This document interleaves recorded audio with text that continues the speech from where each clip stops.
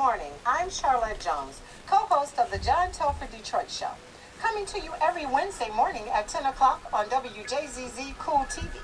Also streaming on YouTube, Facebook, and Twitter.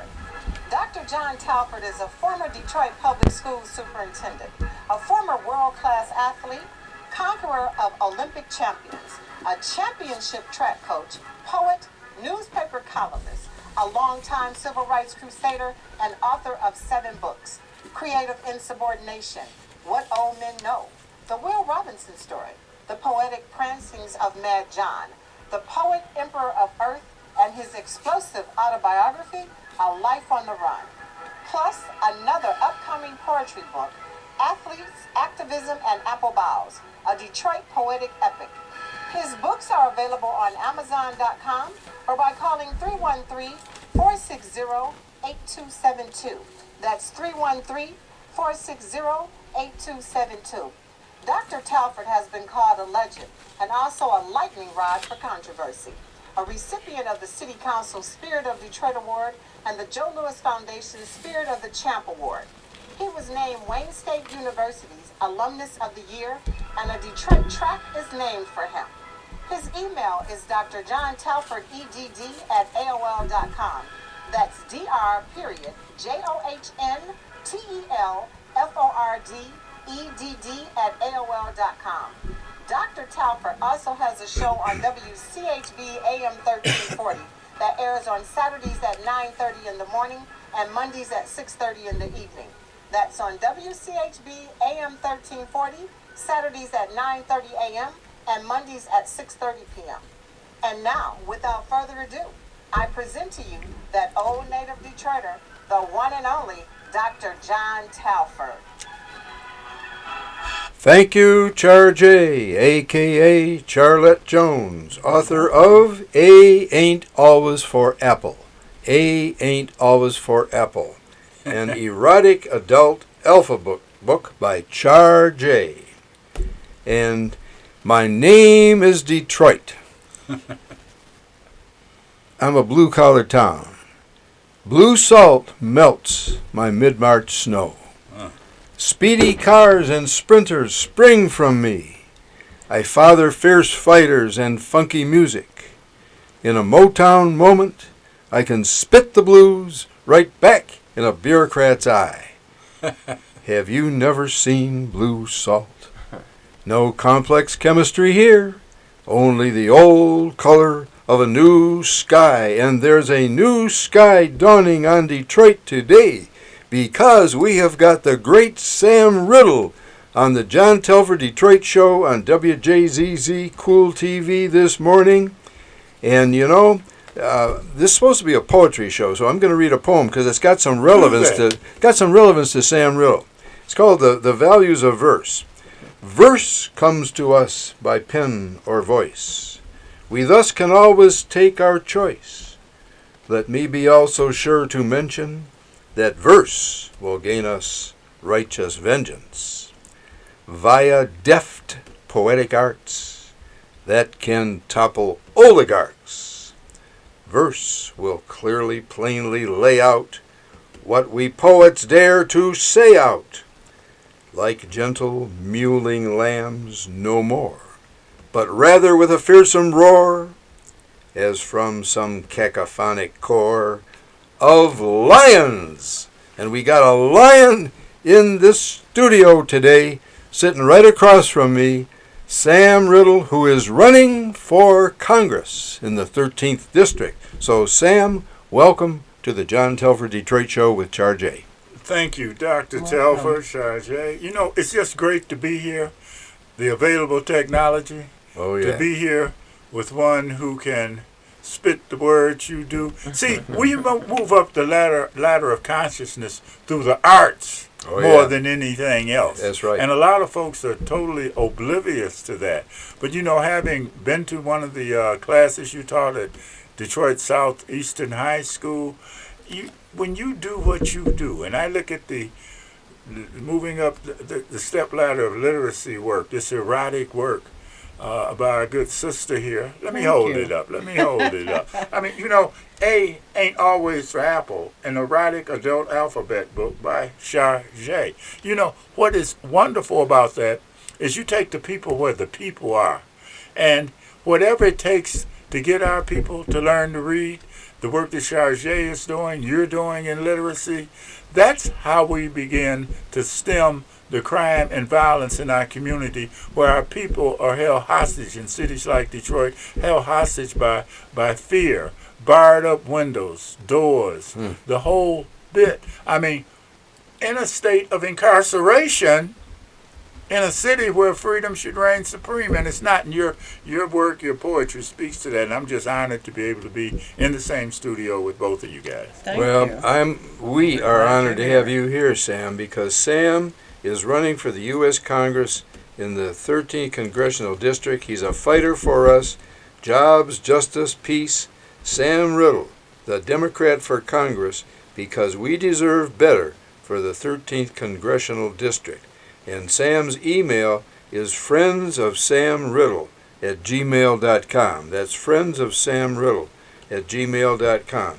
And Sam prepared for this job. He's been preparing for a long time. He got his GED in the U.S. military. He got a BA from Michigan State University. And he holds a Juris Doctor from the University of Michigan Law School. Tell us a little bit more about your background, Sam. Well, first of all, it's important to understand something. I'm honored to be in the same studio with you guys where we can go over a lot of your background as well as mine. Because, see, when I run, the only reason I'm really in this race, you mentioned oligarch earlier on. Yeah. Those are the folks that are funding my opponents. Right. That's right. I had a jive-ass reporter point out, I think it was in Deadline Detroit, her name was Violet or something like that. Yeah, Violet. I can't remember her last name nor even pronounce it. But she said, well, I got home and Sam Riddle's mailer was in my door handle. The fact that the mailer was in my door handle meant that he didn't have enough money to mail it. Think about that. They go in on the poorest campaign with the richest message, and no one looks at the fact that one lobbying group for Israel, the American Israeli Political Action Committee, that is funding Adam Holier, he who has been in the hip pocket of Enbridge, pushing that pipeline that has the potential to pollute the Great Lakes, greatest source of fresh water on the planet. He, the tree hustler, through Hans Farms, helped them obtain a land position on the east side. They aren't concerned about the fact that this American Israeli Political Action Committee will fund him to the tune of at least $4, $5, $6 million or more so that they can buy a congressional seat. The fact that congressional seats are for sale in America and democracy is secondary to the dollar flow of these political oligarchs is almost mind-boggling. They're concerned about me. Sam didn't file a finance report. Didn't have to. To file a finance report, the first filing required simply $5,000. Either raised or spent. I hadn't done it at the time. I have since my TV commercials are now airing on CNN, MSNBC, Oprah, BET, WHPR. Yeah, I'm starting to see them. Yeah. And they owe me some make goods because it's funny, with my commercials, suddenly the volume's not working right. When I put them on the black station, little WHPR, the volume was perfect. The video was perfect. But when they started to air first on CNN, MSNBC, they weren't. But no, I run because we've got to honor the legacy of Congressman John Conyers. Amen. Okay. And what really galls me is that Mike Duggan has at least 4 candidates in this field, I think, of 9. Holier, a Dugganite. Matter of fact, endorsed Sounds like Don by King. Mike He Duggan. always has either guy who's fighting. Whichever one He doesn't wins, he lose. goes He with. doesn't lose. Yeah, right. Portia Robeson, for all Yeah. practical purposes, Yeah. a Dugganite, endorsed by Brenda Lawrence. Brenda Lawrence was also in the hip pocket of the American Israeli Political Action Committee. I'm the only one who, year after year, show after show, branded Benjamin Netanyahu when he was running things He was in a Israel. fascist. No, he was a war criminal. Yeah, it works. He right, was a yeah. war criminal. Yeah. And I said that. And what this American Israeli Political Action Committee is about is controlling the U.S. Congress. Whatever happens over there, Israel, right or wrong, support Israel, despite how the Palestinian people are treated and the apartheid regime of Israel. And that's what they run over there. And that's a damn shame that American tax dollars are used to support that. But that's only one facet. I run also because when I look at the situation in America's blackest and poorest city, Detroit, where 60% of our children wake up in abject poverty, we got to understand something. And that's why I like the fact that both of you guys here focus in on literacy. There's a direct connection between poverty and the lack of an ability to simply read. Yes. The most basic materials. There's a direct connection between illiteracy and crime and violence in American streets. And we need to right now be working on a basic income, universal basic income, focusing in on single mothers, single parents. Right now, the streets are raising our children. Yes, they are. And the street values do not place a premium on life. If you are disrespectful in the house, you can believe you don't give a damn about school. You don't give a damn about law enforcement. You don't give a damn about your community. And that's happening all too often. We need right now universal basic income in America, and the 13th congressional district should be the model for the rest of the nation. We need a Marshall Plan that attacks all aspects. We need housing. I could just go through so much. We need Medicare for all. Okay, Sam, you know what? You on your card here, you're calling for increased Social Security payments for seniors. You're calling for Medicare for all, which you just said. You're calling for us to forgive student loans. I've been supporting that for a long time. You're calling for more funding for breast cancer. Well, why wouldn't I? Black women die 40% more than white women from breast cancer. I've been a caregiver for a victim of breast cancer. I mean, I've seen it firsthand, and I mean that type of disparity to die 40% more black women do than white women is an indictment of the American for-profit medical system. But keep going, Dr. Telford. Well, you're calling for the codification of women's right to choose abortion. Yeah, they should have the right to control their own body. And if we got this reactionary Supreme Court, then the least that Congress could do is to codify a woman's right to abortion. Unfortunately, the Trumpites really will be blocking that in the foreseeable future. It doesn't look good in this midterm election period for Democrats. Oh, that's scary. I'm really, really worried about that. And Sam, you're talking about fighting poverty with basic income payments. How do we go about doing that? What is that? First of all, it involves simply, look, we saw it in action with the stimulus payments that Americans got. We can do that on a monthly basis for Americans that live at or below the poverty line, for the working poor. We can do that. Right now, and you link that with increasing Social Security payments, our seniors right now, gasoline prices, you pull up to the pump, they can't afford to fill up their cars. You go to the grocery store, they can't afford to fill up the grocery cart. Everything's going up but the seniors' income. We can increase, my proposal is to increase Social Security by a third, 33.33%, and even that will not be enough to deal with the corporate greed. See, people use the word inflation. It's about corporate greed when you look at oil prices. I worked in the oil and gas industry. I know what it is to have a $6,000 a month house note. I owned a house in Mill Valley, Marin County, one of the richest counties in America, on the other side of the Golden Gate Bridge. I had a corner office overlooking San Francisco Bay, working for the company that built the Alaskan pipeline. You know it as British Petroleum. I mean, I've worked in that field, and I know the greed that exists there. I'm even calling for nationalization of the oil industry. And people would say, wow, you can't do that. You can do anything. Sam, how are you going to pay for all this stuff? Medicare for all, basic universal income. I'll tell you how. First of all, you cut the obscene war budget of the Pentagon and you redistribute those dollars to the American public. You tax the rich bastards. There's a headline in Metro Times here in Detroit. That's the headline. Sam Riddle runs for Congress, says tax the rich bastards. Amen. How in the hell can the guy who built this warehouse right outside the studio here for Amazon Prime, how can this guy Bezos not be paying taxes? And he can afford the luxury of going into space with friends. That's right. I mean, you got to tax the rich bastards. You also need to profit share with the oil and gas industry, profit share with the pharmaceuticals. The obscene profits made by pharmaceuticals and the oil and gas companies,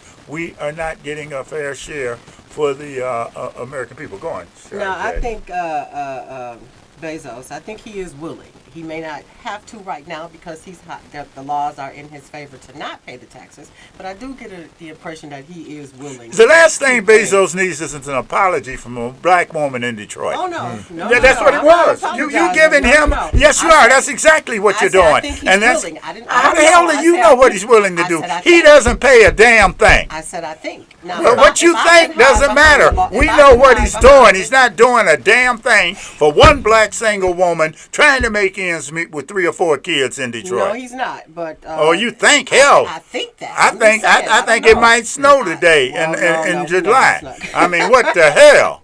You're watching what the hell? WJZZ Cool TV live streaming on Facebook, YouTube, Twitch, and Twitter, and other top social media platforms. Like us, follow us, share us, comment, and subscribe.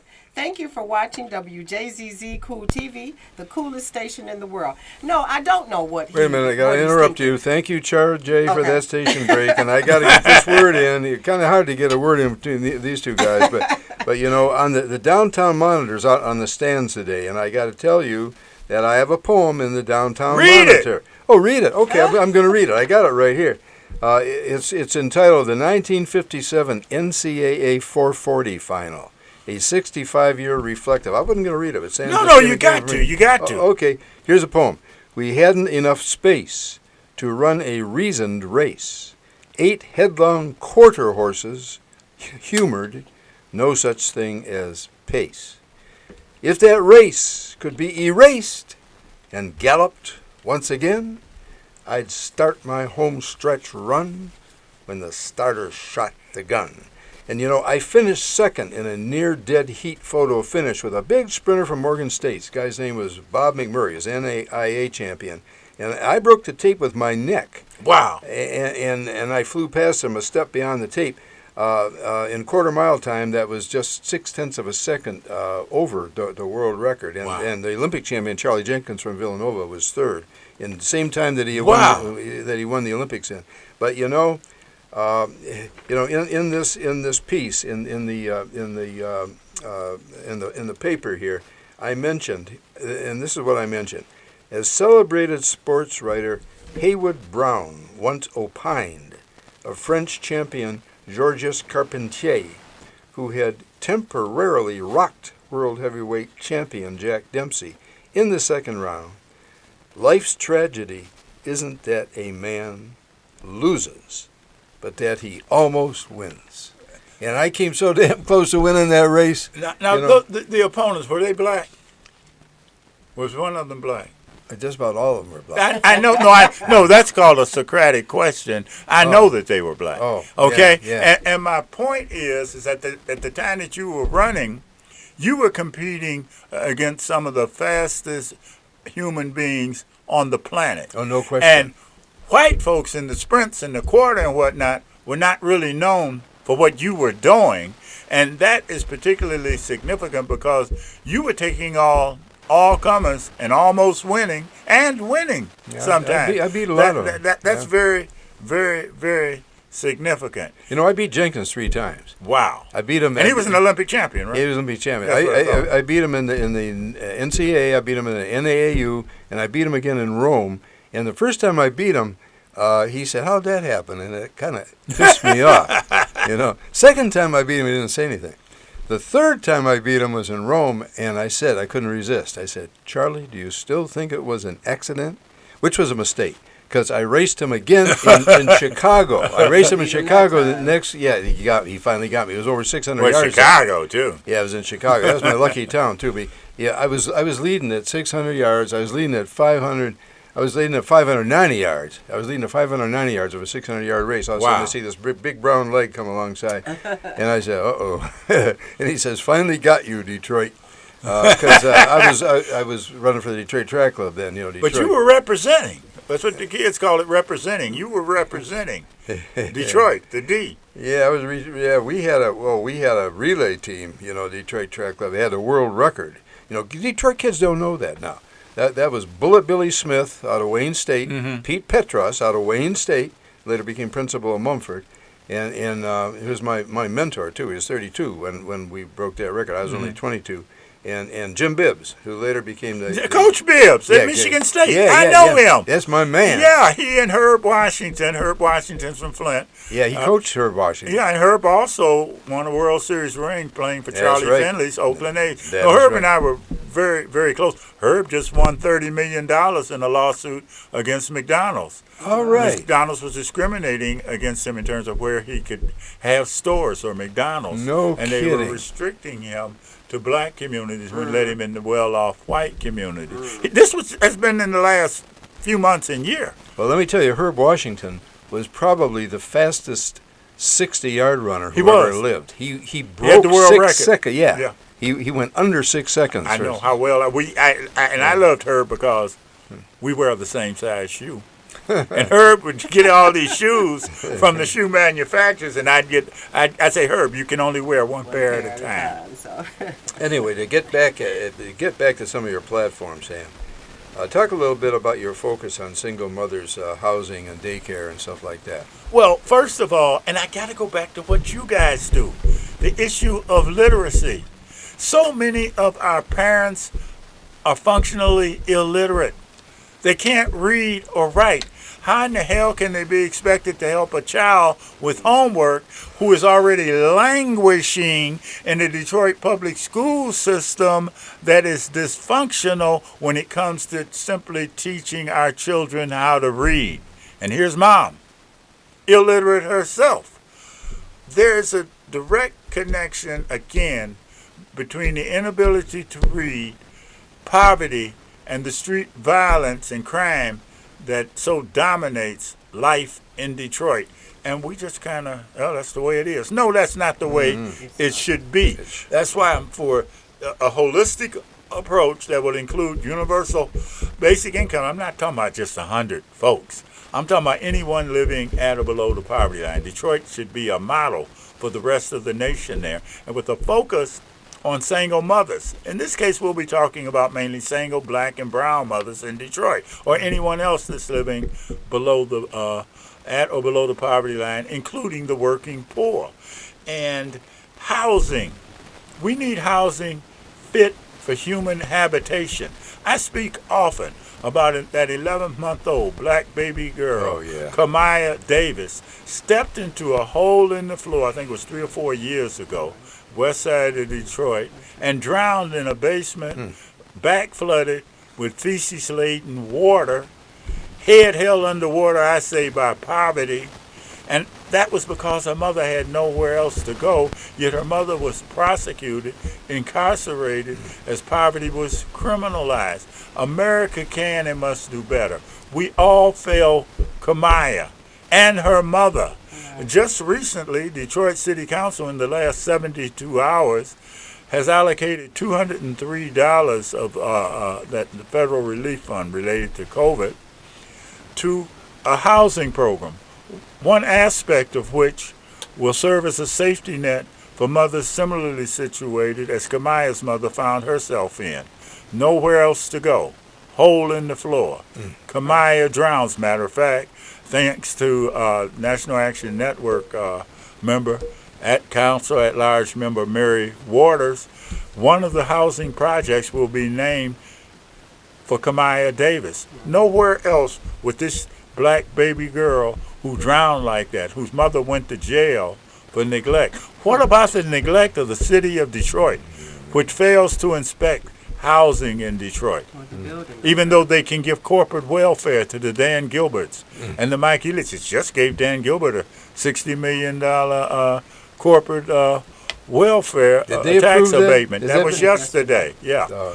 And part of the deal may well have been the program I'm talking about, that $203 million, which is 5 times the tax break, and it will serve as a safety net. When you get elected to public office, as you know, Dr. Telford, politics, the essence of it is compromise. Well, I never been elected to public office. No, but you've dealt with more public officials, more elected officials, in your capacity as superintendent of Detroit Public Schools, in your capacity as superintendent of Madison Heights Schools. You've dealt with as many elected officials as anyone at this table. And in Rochester, too. I was fighting big battles out there. Modestly, Rochester, too. Yeah, but Rochester was something else. But anyway, yeah, we've got to teach these kids to read, though, and I've registered to run for the school board, but that's good. Well, I don't know if it's good or bad, because now Helen Moore may have something to say, but I don't want to get you on sticky ground there. No, I've been to Helen's meetings, yeah, I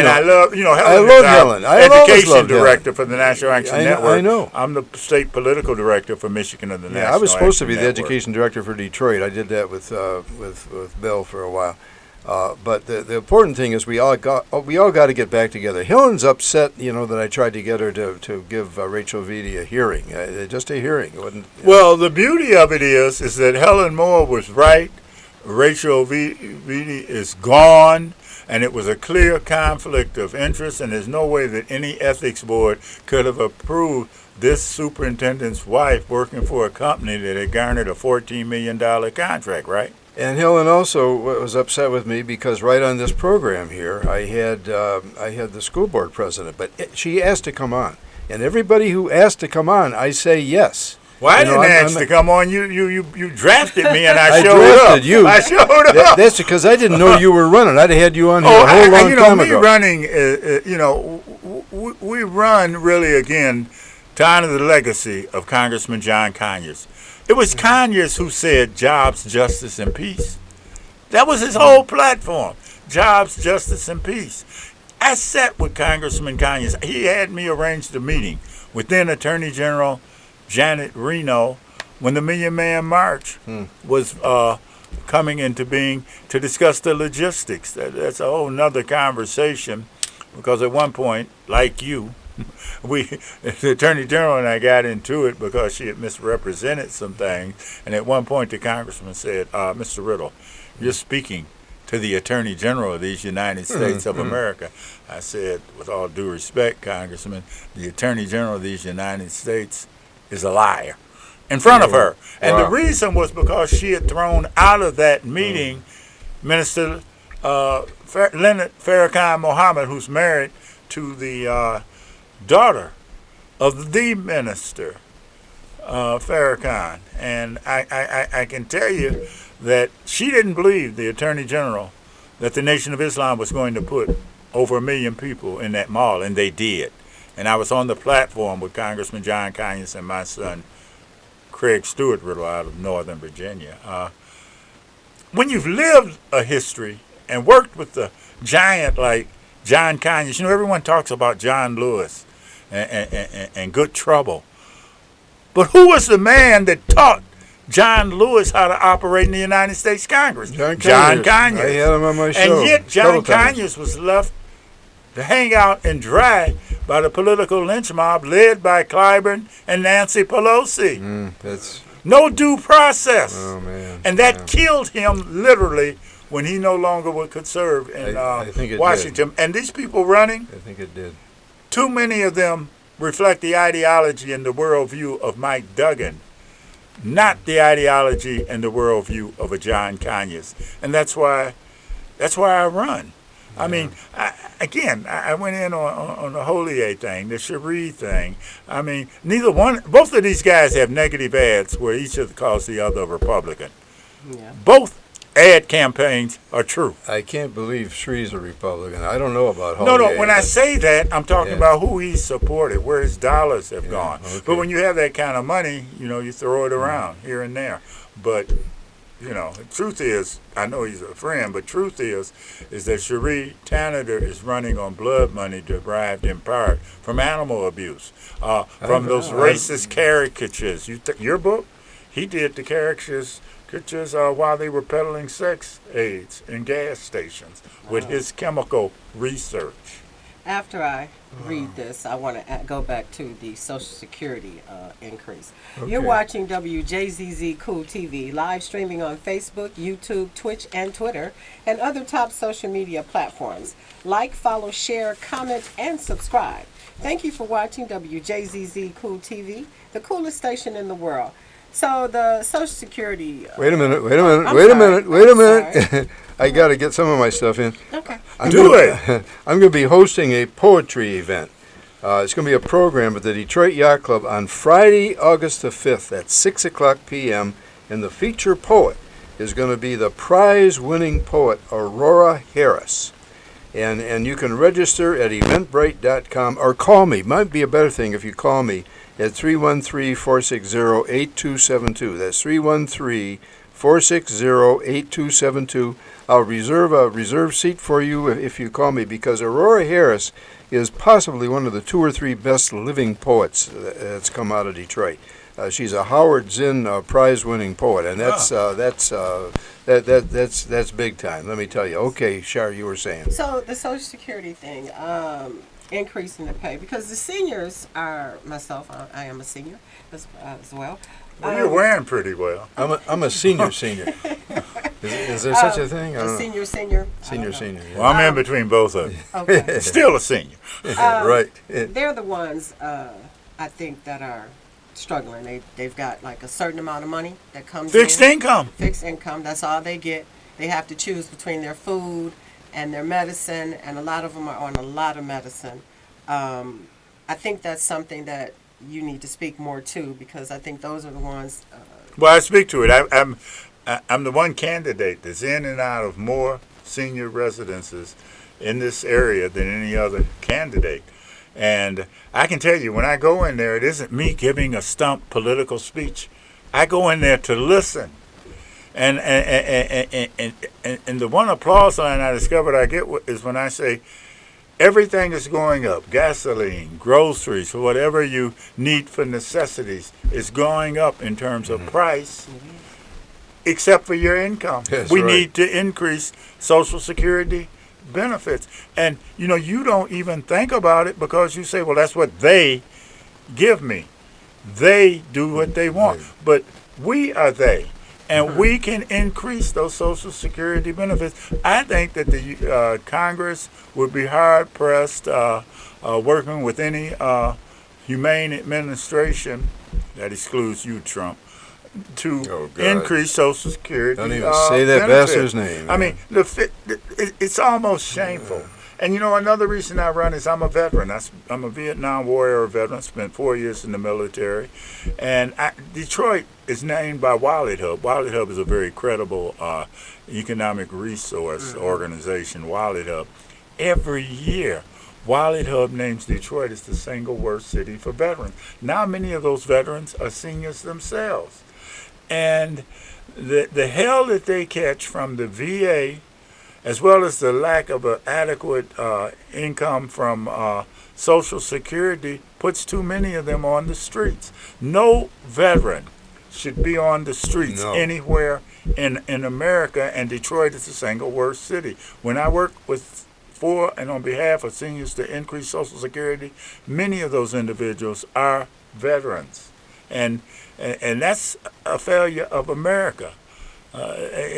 We can do so much better. And when you run for Congress, it isn't about the flowery words and your agenda and your impressive resume. It's about your character. Who are you from the inside out?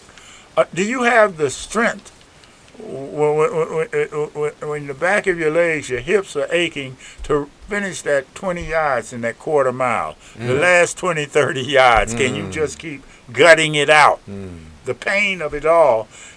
Will you do that, or will you succumb to the pressure of lobbyists and corporate greed?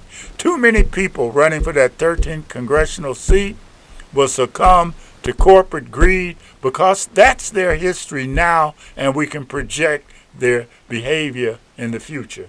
And they will succumb to corporate greed, whether it's for Enbridge as you push Line 5, Adam Hollier, whether it's pushing the Duggan agenda.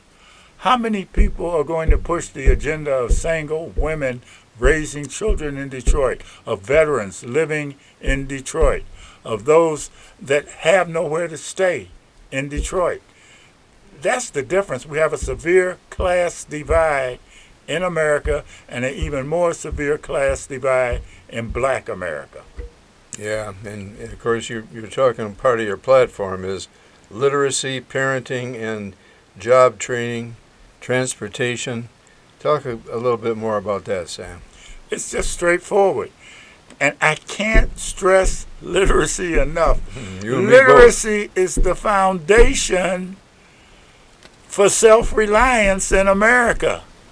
See, people that can't read are people more likely to get access to a weapon they shouldn't have and stick you up when you go to fill up at a Detroit gas station in the evening.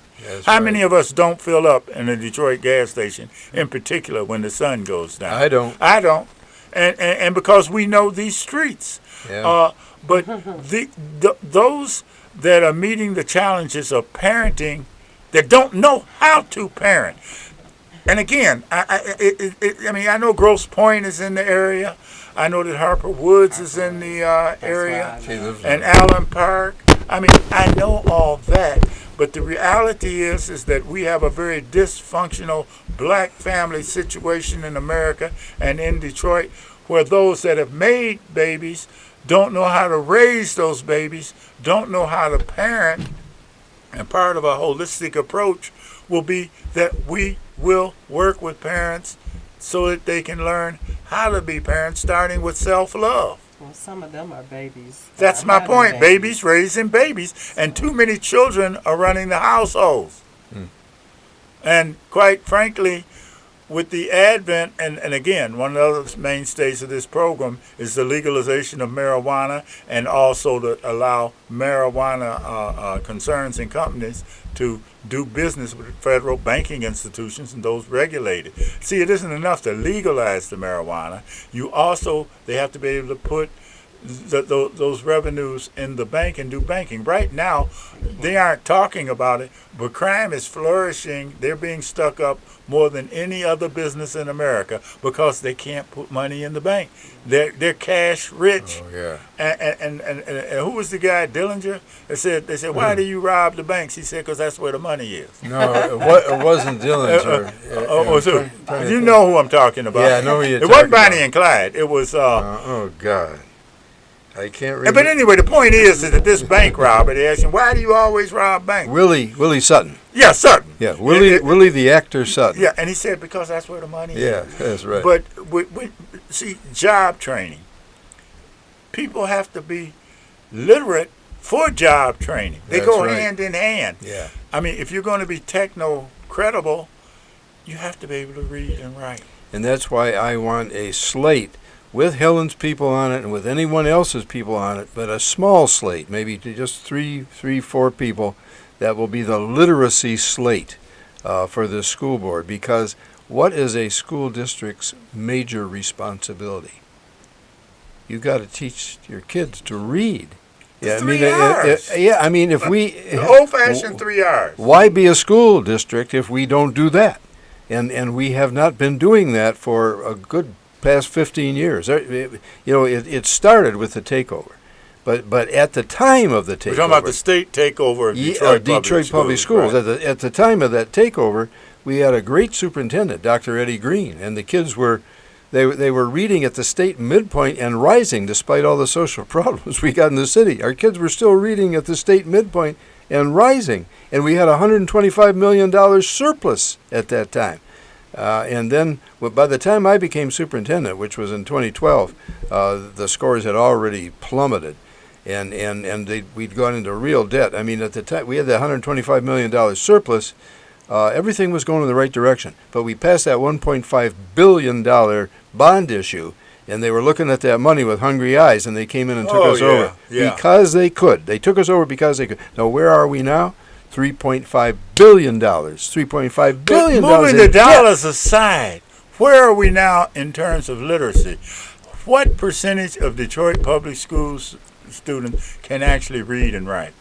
Less than shameful. Less than 8%. Less than 8%. It's shameful. And maybe even less than that at this point. And we got to do something to turn it around. That's why I want to get on a literacy slate. I'm running for the school board.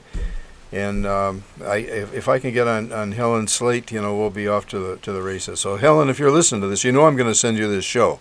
Well, I love some Helen Moore. I love her work ethic on the streets and what she's done to help grow education in Detroit and nationally. I wish she'd run. I wish Helen would run. She doesn't want to run, but we'll get some people. We got to get some people who can run and win. Yeah. Well, all I know is our children deserve so much more. And again, the hell with my campaign. I mean, when I look again, let me hold it up again with Chargé's book, A Ain't Always for Apples, an erotic adult alphabet book. Think about it, people.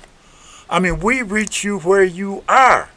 And that's what Chargé is doing. And she's on point. She's on point so tough. Real graphic. And that's cool. Oh, yeah. That's cool. The pictures in here. We can the women and the guys will relate to that. Yeah. Matter of fact, the women might look at the guy and say, hey, why don't you try this? Yeah, I better not do that. Try this. No, it's all good. It's all good. What does a book like that cost if I want it? $10. They're $10 available on Amazon. You can Google Can I buy one right here? You sure can. Can we do this on camera? Sure, Can I buy one? absolutely. What's volume 2? I did a second volume. I actually have a third and a fourth. Well, no, I can do 2. Here, take 20. I'm doing this, folks, because you need to really check these books out. Amen. Yeah. Amen. Yeah. And also, you need to check out this literacy slate that I'm trying to put together because Willie Burton, the police commissioner, Willie Burton, is going to. He says that he will manage that slate. He will back that slate, and we'll get all. That should be interesting. Willie, I've worked with him before. He I know, is interested in literacy. Good. On a very personal level. And I think it's a unique opportunity for him and you. And he's going to put some flyers together. And Helen, are you listening to this? We got Willie Burton backing us. We'll put the flyers together. We'll use this show right here. We'll use my WCHB radio show. We can use my billboard that's on Jefferson, and we'll use my columns. In the Detroit Native Sun and in the Monitor, and we'll get our folks elected. I forgot one thing. Yeah. We need to have federal dollars, financial incentives for police to live in the community. The Michigan legislature has basically said residency is out for Michigan communities. Well, those communities themselves could offer financial incentives to police officers to move into the cities. When police live in a community, we get better policing. I'm not for defunding the police. I'm good. I want good policing.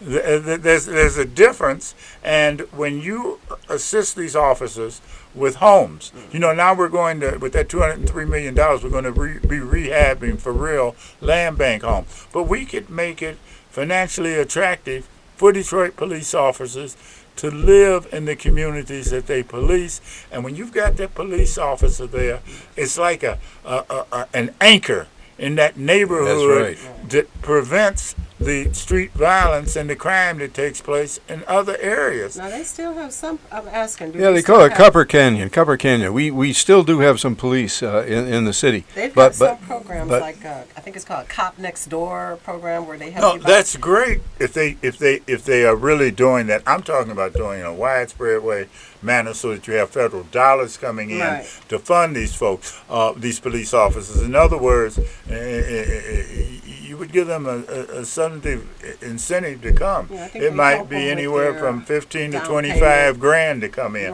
plus a down payment. You would give them cash to use any way they want, plus a down payment, plus the house Oh, rehab. I'm sure it could be. It could be No, more. no, we They could waste definitely federal do more. dollars on this obscene war machine, the Pentagon. We want a military, but we don't have to be subsidizing this white-on-white crime of Ukraine and Russia. That's white-on-crime, white-on-white crime over there. And we have black-on-black crime over here. You know, I'd like to find some way to subsidize teachers to live in the city too. No, I'm with that. Yeah. You see, we have the resources in this country to do it. I was speaking on this subject at a senior residence, and a woman said to me, "Well, Sam, you sound like a communist or a socialist." I said, "Well, what is it when we give? I am a socialist. What is it when we give Dan Gilbert or the Elitches hundreds of millions of dollars in tax abatements? What is Social Security? What is it when General Motors got billions of dollars and they kept it hidden for years?"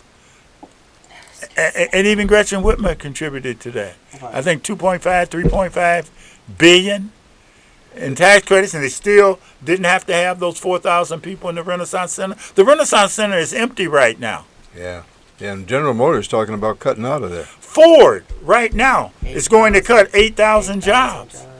You're watching WJZZ Cool TV, live streaming on Facebook, YouTube, Twitch, and Twitter, and other top social media platforms. Like, follow, share, comment, and subscribe. Thank you for watching WJZZ TV, Cool TV, the coolest station in the world. And I've got to say this, you know, Latosha Logan, who works for Councilwoman Mary Sheffield, has promised, and also Ari Ruttenberg, who works for Council President Mary Sheffield, has promised to help Isidore Baker, who lost all of his identification. Actually, he lost all of his possessions. Wow. And he's going to soup kitchens now. He lost his possessions in a fire. Miss Logan, Mr. Ruttenberg, you promised to help him. It's been several months now since you have promised. Please help Mr. Isidore Baker. So they haven't helped yet? No. They haven't helped yet. And his phone number, Isidore Baker's phone number, is 248-445-9347. Let me say that again. Isidore Baker's phone number, senior citizen Isidore Baker's phone number, is 248-445-9347. And I get a lot of preachers that are listening to me, too, both on this show and the other show. So maybe you might want to help Mr. Isidore Baker. Somebody help Mr. Isidore Baker. 248-445-9347. That's Isidore Baker, and I'm going to keep on saying that till somebody does something. You would think they would be embarrassed, because I know they've been hearing These this. politicians have no shame.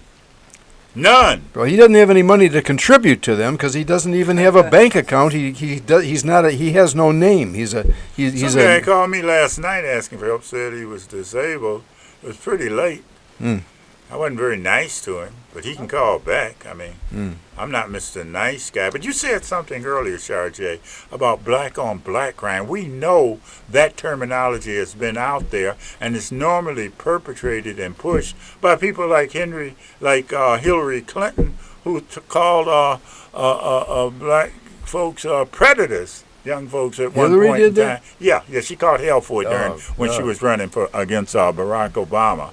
But the point I'm making is, we know about black-on-black crime, but no one deals, when you talk about street violence, with eradicating the breeding grounds of violence, which are poverty. In Detroit, the systemic racism in terms of water shutoffs. Water is a human right. There's so much we could go into, like the Great Lakes Water Authority, telling folks, well, 24,000 of you, you're not going to get a penny for back-flooded basements. Then the federal government say, until you take care of those people, no federal assistance for you and infrastructure funding. Deal with that. I don't hear one person in a congressional office or a U.S. Senate office telling the Great Lakes Water Authority, if you are going to summarily dismiss those complaints, 24,000 people whose basements flooded, and say basically, hey, tough blankety blank, then we say to you, no federal dollars until you address that issue in a more humane manner. That's the leverage of serving in Congress. Yeah, man. Not one person has said that to the Great Lakes Water Authority, which ripped off the Detroit water system, aided and abetted by the plantation politics of folks that run Detroit in a neo-colonialist fashion. Yeah, well, we've had all kinds of water problems, flooding, Well, been turning off I water. used to work. I retired from water. So. You did? Yeah. Yes, I did. So. Did you work under Mercado or whatever his name was? No, Charlie Beckham. Williams. Yeah, Beckham. Williams? Oh, I was No, thinking Charlie of Williams. Yeah, I know Williams, Charlie right, a Williams. long time. Yeah. Williams was- Yeah, well, when I had Mayor Duggan on my other show, he got kind of teed off at me because I put him on the spot with the water shutoffs, because I still don't see why they can't come up with a program like in Philadelphia, which is an affordability plan. Well, actually, if you talk to Gary Brown, he'll say they do have that now. Gary Brown will say that, It's and good they if he's do. doing They it. have made market improvement over where they were just a few years ago. Yeah. Everyone has a system, and one of the keys to being literate is the ability to learn how to work the systems for your own household and your community. Yes. And often, you said it before, a lot of the young males in particular tend to act out because they can't read, so they play this tough guy thing. And that's why this book is so good. I guess I really like having seen that and everything. But Kid's going to read that book. You're going to read that book. oh no, I already have. Believe it or not, I've looked through it. I've scanned it. Kids Well, are it's going an to read it. alphabet book. No, it's an alphabet Yeah. book, exactly. Yeah, so it's the young urban male that that the streets will pull them if they have nothing else to think about or to do. The streets already have.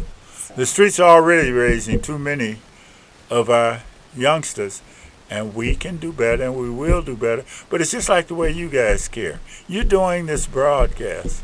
I don't know how many people listen, but someone is listening, and they can pick it up with the link anytime. I got a lot on the radio. They're telling me I'm actually I'm their best draw now since I went to a monologue. I used to take guests. I don't take guests anymore because during the COVID, I did it from my cell phone, and it was just a monologue, and my ratings went up. They about tripled. And I found that out too. Yeah. With no guests. Yeah, it's because a lot of times I get people that's only half-hour show. This is an hour show, but my WCASB show is only half hour, and there were people calling in with kind of stupid questions sometimes, and it was taking up the time. But I humored them anyway. But then when the COVID came, I just started doing it from my cell phone, so I couldn't have guests, and it was much better. I'm not going to go back. I'm going to keep on doing it as a monologue. so what final thoughts do you want to tell us? Well, first of all, I'm curious about Dr. John Telford. At one time, the fastest white man on the planet running. For a quarter But mile. what is it Yeah. like? What is it like, Dr. Telford, for you, working in America's blackest city for so many decades? How do you deal with folks that might hurl your race at you as to why you would have no legitimacy when your commitment, from where I sit, is the only legitimacy you need to do what you do? It's happened sometimes, but I grew up on 16th Street in McGraw, that's where I grew up. And when I was at Northwestern, I was the only white runner on a relay team. When I was at Detroit Track Club, I was the only white runner on a relay team. When I was U.S. team, I was the only white runner on a relay team. When I was Wayne State, I was only white, and we were beating everybody, Little Wayne, beating Michigan State. So, I don't know. I have to be careful how I say this, but sometimes I'm a little bit more comfortable around black people because that's where I grew up. And I'm not always that comfortable around white people because I don't always know where they're coming from because there are an awful lot of white racists out there. I'm shocked. Right, yeah. Surprise, right? But there are also a lot who think like I do, and I know some who do. Sometimes, though, I think that those of us who are for integration are in the minority among whites. But I've been an integrationist my whole life. I've gotten, I've integrated an awful lot of school districts too. But what happens if we don't work and achieve literacy with our children? What is the future? Okay, we're out of time. I'm going to have you. I can't do my "The Turd That Hasn't Flushed Yet" poem. God, this is 1 minute. Oh, okay, that's all it takes. "The Turd That Hasn't Flushed." Real title is "Uncivil Warfare." I wrote it in January the 6th, 2021. On this evil and fatal occasion of the Capitol building invasion, the traitor Trump's collusion demands his execution. God yet hasn't pushed the lever on the traitor Trump forever. And when he does push that damn lever, I hope it's the lever of the gas chamber. Thank you for listening. Got it in. Maybe he'll choke on a Big Mac. Amen. Want to see him in jail first, though. Coming to you live every Wednesday morning at 10 o'clock. Also streaming on YouTube, That's a good Facebook, show. and Twitter. Contact Dr. Telford at 313-460-8272. Got any more of these? That's Yeah, out in the car. 313-460-8272. Oh, sure. Or at Dr. John Telford, EDD, at AOL.com. That's DrJohnTelford,